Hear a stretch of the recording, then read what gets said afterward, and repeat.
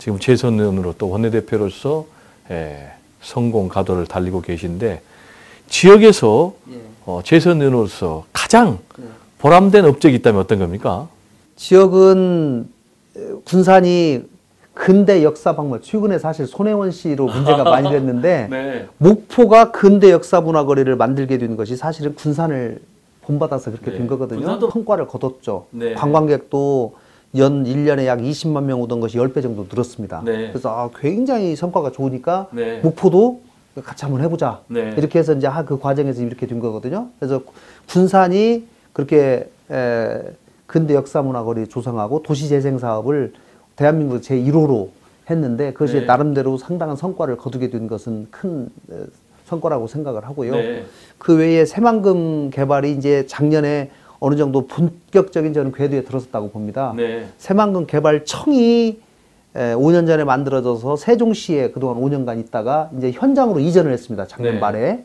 그리고 새만금 개발 공사가 작년에 처음으로 설립이 돼서 또 새만금 현장에 둥지를 틀었고요. 네. 뭐 이런 여러 가지 변화들이 새만금 개발의 본격적인 개발의 신호를 알리는 일이다 이렇게 생각을 합니다. 네, 문재인 대통령께서도 신년 기자회견에서 이 새만금 사업에 대해서 언급을 하셨으니까 말씀하신 대로 좋은 신호탄이 올라간 것 같고요. 그런데 또 군산하면은 고질적인 지금 두 가지 숙제가 있잖아요. 하나는 GM 군산공장 폐쇄 문제, 그리고 또 하나는 군산 조선소 지금 가동 중단. 이 두 가지 문제는 앞으로 어떻게 됩니까? 이제 이것은 우리나라 전체의 산업의 동향과 관련이 있지 않습니까? 네. 그래서 예를 들면 GM 공장을 다시 재가동해서 거기서 자동차를 생산해라 이러기는 사실 쉽지 않습니다. 네. 우리나라 자동차 전체 생산량이 지금 갈수록 줄어드는 상황이기 때문에 그렇기 때문에 GM 공장을 다른 용도로 매각을 해서 새롭게 인수한 사람이 그 공장을 다른 용도로 쓸 수 있도록 현재 지금 매각 협상이 진행 중이고요. 올 상반기까지 어떻게든지 매각이 완료가 돼서 하반기부터는 새로운 공장으로 재가동될 수 있는 방안을 지금 열심히 추진하고 있고요. 조선소 문제도 어쨌든 이건 조선업에 관한 업황에 관한 문제여서 이것이 살아나지 않으면 사실 기업에게 지금 울산에 도크도 4개가 지금 비어 있는데 거기 말고 군산을 다시 열어라 이렇게 얘기를 하면 또 기업 입장에서도 쉽게 받아들이기가 어려운 것이기 때문에 울산 공장과 군산 공장이 그래도 상생할 수 있는 방법이 뭐가 있을까? 지금 저희는 그래도 생태계를 유지하기 위해서는 울산이나 다른 지역에서 있는 조선 어차피 거기에 블록 공장이 있어야 되는데 그 블록 공장의 일부를 군산 조선소를 활용해서 좀 만들어서 생산해서 최소한으로 명맥은 유지시키고 그리고 나서 조선업이 화랑에 들어가면 다시 재가동시키자 라고 하는 그런 대안을 가지고 지금 설득 중에 있습니다. 두 문제는 뭐 군산의 문제가 아니고 국가 산업의 문제니까 정부가 함께 손을 잡고 해결해 나가야 될 것 같고요. 이번엔 또 우리 김 대표님 개인 스토리 얘기 좀 해볼까요? 지금 69년생이시죠? 그러니까 만으로 하면 40대라고도 할 수 있습니까? 49세. 그렇군요. 그런데 지금 국회 바른미래당 원내대표인데 아마 굉장히 우리 정치사에 뭐 YS 빼고는 최연소 아닙니까? 글쎄 제가 그 부분은 정확하게 조사는 안 해봤는데 뭐 40대 재선 국회의원이 원내대표 되는 경우는 굉장히 드문 일이라고 생각합니다. 그렇습니다. 40대 재선 국회의원 원내대표는 처음인 것 같은데요. 그런데 지금 우리 대표님께서는 공인회계사 전국 최연소 합격 기록을 갖고 계시다고요? 네, 뭐 어떻게 공부를 하다 보니까 굉장히 사실은 제가 뭐 시골에서 농사 짓다가 이제 제가 서울로 대학을 왔는데요. 대학을 와서 공부에 재미를 붙여서 이 좀 가속도가 붙어서 운도 따라줬죠. 시험이라는 건 사실 운입니다. 대학교 2학년 때 합격을 하게 돼서 당시 합격할 당시 만 18세 10개월. 만 18세. 청년. 뭐 청소년에 가까운 나이네요. 아직까지 뭐 공인회계사 시험이 지금 한 50회 정도 있는데 아직까지는 가장 나이 어린 기록으로 남아 있는 것 같습니다. 그래서 그런가요? 호남의 차세대 정치인 하면은 김관영 원내대표를 꼽고 있고 그래서 일부에서는 야, 이대로 계속 쭉 성장하면 대권 주자로 갈 수 있겠다. 그런 기대감들을 갖고 있는데 대권의 꿈 갖고 계십니까? 대권을 생각하면 인생이 망가진다고 제가 그렇게 생각을 했어요. 뭐 YS는 뭐 어릴 때부터 미래 대통령 책상 앞에 써놨다는 거 아니겠습니까? 뭐 저는 그렇게까지는 생각을 안 해봤고요. 네. 뭐 지금 주어진 위치에서 최선을 다하고 대권은 하늘이 내리는 거기 때문에 네. 최선을 다하자. 그거보다는 무엇이 되겠다라고 하는 것보다는 있는 상황에서 우리 국민들께 최선을 다하는 서비스하는 정치인이 더 중요하고 그렇게 기억되고 싶습니다. 네. 대표님께서는 아까 말씀드린 대로 삼시 이른바 네.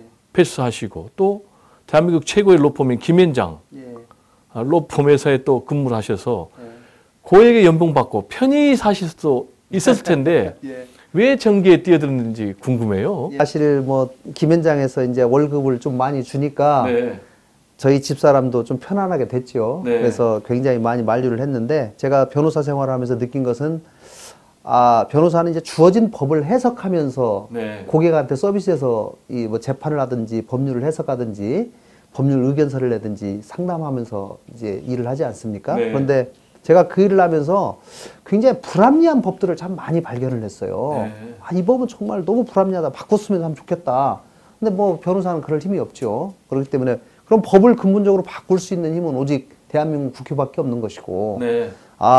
그래서 법을 직접 만드는 것이 굉장히 중요하고 네. 이런 생각을 제대로 박힌 사람이 입법부에 가는 것도 중요하다라는 생각을 하게 됐고요. 다른 하나는 제가 이제 고향이 군산이니까 군산을 떠나서 서울로 대학 온 이후로 서울에서 쭉 직장 생활을 하면서 이 지방과 서울의 이 격차가 갈수록 더 심화되고 네. 지역에 있는 사람들이 뭐 큰 무슨 죄를 저지르는 것도 아닌데 문화 격차, 교육 격차, 생활 격차, 소득 격차 이런 것들이 갈수록 심화되기 때문에 네.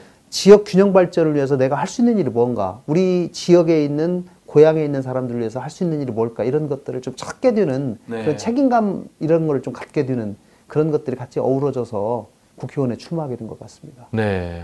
국민 입장에서 들어보면은 야 정말 훌륭한 국회의원 뽑았다 이런 생각이 들 것 같은데요. 이제 우리 대표님 얼굴 보면은 네. 굉장히 넉넉한 집안에서 네. 잘 자라신 기공자 같은데 또 실제로 어릴 때 가정 형편은 그렇게 쉽지는 않았다고요. 두 가지 저에 대한 오해가 있습니다. 네. 하나는 가정 형편이 괜찮았을 것이다. 네. 다른 하나는 고시를 3개 합격했으니까 시험만 보면은 족족 되지 않았냐. 네. 뭐 이렇게 머리가 굉장히 수제다. 네. 뭐 이런 생각하는데 사실은 저희 집에 아들만 6이고 제가 5번입니다. 네. 육형제. 예, 오째. 그래서 시골에서 뭐 참 농사 지면서 어머니가 40년 채소상 하면서 어렵게 네. 어렵게 저희 6명을 대학을 다 이렇게 졸업을 했는데 네. 뭐 어렵게 서로 양보하면서 살았죠. 그러나 뭐 저는 저희 집에서 제가 처음으로 저희 큰 형님 덕분에 서울로 대학을 오게 된 것이 큰 네. 전기인 것 같고요. 이제 고시 공부하면서는 무려 6번이나 시험을 떨어졌습니다. 그렇군요. 시험이라는 게 1년에 한 번밖에 없는데 1년간 준비해서 제가 2문제 차로 떨어진 적도 있고, 그러나 실패해서 교훈을 빨리 찾고 그거를 내가 왜 뭐 때문에 떨어졌는지, 뭐가 문제인지를 빨리 바꾸려고 하는 그런 노력들이 뭐 쭉 긴 상황에서 보면 그래도 좀 주요하지 않았나 싶습니다. 공인회계사 뭐 사시행시 다 패스하시고 김앤장 로펌 가시고 지금 뭐 국회 정계에 뛰어들자마자 재선 아직도 원내대표까지 하고 계시는데 우리가 볼 때는 승승장구하고 계시구나 이렇게 느껴지는데 어쨌든 이 성공 비결이 있을 것 같아요. 성공 비결 3가지만 꼽아주신다면요. 저는 어머니 아버지가 굉장히 성실하게 사는 그런 습관을 물려주신 것 같아요. 성실의 DNA가 있군요. 뭐 저희 어머니가 새벽에 그동안 한 60여 년 동안 새벽 4시에 일어나셔서 새벽 기도를 쭉 다니셨거든요. 그래서 이제 그러다 보니까 저희가 옆에서 항상 보고 배우고 이러다 보니까 성실하게 사시는 부모님 밑에서 성실하게 사는 모습을 몸에 좀 체득이 돼 있는 것 같고요. 그래서 저도 지금 국회의원 6년 8개월 동안 매일 아침 6시에 집에서 출근해서 늦게까지 일하고, 두 번째는 시간 관리를 하루 일과를 30분 단위로 이렇게 끊어서 정확하게 계획을 세워서 실천하려고 하는 노력. 그리고 세 번째는 뭐 때로는 실패할 수도 있고 어려울 때가 있지만 그럴 때일수록 그것에 어떤 교훈을 얻어서 빨리 그것을 고치려고 하는 노력, 이런 것들이 같이 어우러지지 않았나 싶습니다. 승승장구한 것 같이 보이지만 또 어둠의 시절도 예, 있었다고 아까 얘기하셨는데 예. 가장 인생에서 어려웠을 때는 언제고 예. 어떻게 극복하셨는지 궁금합니다. 대학교에 들어와서 이제 공인회계사를 제가 2학년 때 최연소 합격하고 나서 그러니까요. 자신감 충만했습니다. 근데 3학년 때 이제 학교를 다녀야 되니까 행정고시를 준비했는데 3학년 때 떨어지고 4학년 때 또 떨어지고 이제 군대 가야 되고 돈은 없으니까 대학원 가기는 힘들고 좀 있으면 영장 나올 것 같고 불안하고 그때 정말 힘들더라고요. 과연 공부를 계속 해야 되냐 말아야 되냐 이런 그렇죠. 갈림길에 있을 때 주위에 있는 많은 분들이 저에게 격려를 해주시고 또 저 자신은 그러면은 과거 왜 내가 실패했는지를 곰곰이 고민해보고 그것을 한 번만 다시 한번 시정을 해서 한번 다시 한번 해보자. 그 다음에 내가 이것을 합격했을 때의 그 모습, 그것을 자꾸 생각을 하면서 이겨냈던 것 같습니다. 참 본인이 되는 그런 부분인데 요즘 그런데 우리 젊은이들 너무 어려워요. 정말 너무 어려워서 이른바 3포 세대라고 하잖아요. 뭐 결혼 포기, 취업 포기 뭐 그런데 이런 우리의 젊은이들에게 우리 대표님이 꼭 던져주고 싶은 메시지가 있다면요. 참 뭐라고 얘기하면 당신은 그때하고 지금하고 다르다 이렇게 얘기할까 봐 참 걱정됩니다만은 그러나 저도 뭐 제 큰아가 지금 22살이고 저도 아들만 셋이 있습니다. 그렇기 때문에 우리 자녀들에게도 똑같은 얘기를 하는데 포기하지 말고 최선을 다해봐라. 다만 최선을 다하겠다는 말만 하지 말고 계획을 구체적으로 세워서 매일매일 실천해 나가라. 그러다 보면 자기도 모르는 사이에 그 계획에 실천돼 있고 자기가 생각하는 그 어떤 목표에 도달돼 있을 테니 멀리 생각하지 말고 매일매일 최선을 다하는 그 삶을 살아라. 계획을 세우고 실천하고 이걸 생활하고 습관화하는 것. 그리고 또 마지막으로 평가해서 다시 교훈을 얻고. 맞습니다. 참 좋으신 말씀인데요. 시간이 다 돼서 마지막으로요. 김관영 원내대표님께서 꿈꾸고 계시는 나는 꼭 이런 세상을 만들고 싶다. 라는 세상은 어떤 겁니까? 저는 아무리 어렵더라도 미래의 희망을 가질 수 있는 대한민국을 좀 만들고 싶습니다. 희망의 대한민국. 그러니까 젊은 사람들이 그래도 내가 지금은 힘들지만 내가 열심히 하면 그래도 뭐를 한번 해볼 수 있어. 그럴 때 힘을 보태줄 수 있는 대한민국.